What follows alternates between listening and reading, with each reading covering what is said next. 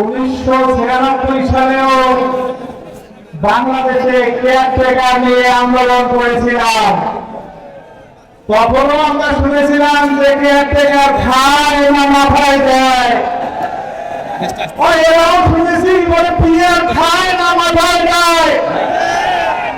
বাংলাদেশের মানুষ ওই জায়গাটা দেন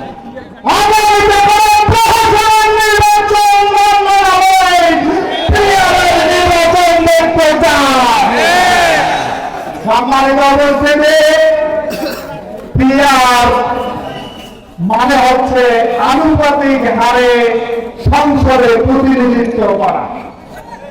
আপনারা জানেন এবার 12 কোটিরও বেশি ভোটার সারা বাংলাদেশে।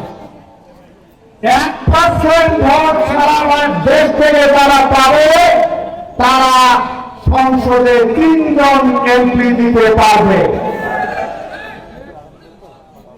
যারা 46% পাবে তারা 140-এর উপর এমপি দিতে পারবে।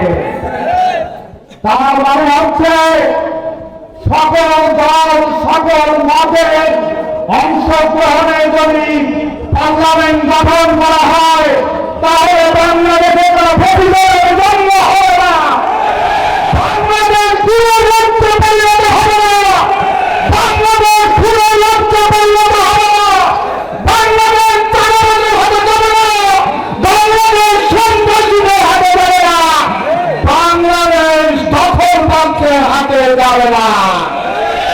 সেই জন্যই আজকে তারা বলতেছে পিয়ার খায় না পিয়ার মাথায় যায়। আমরা বলতে চাই আপনারা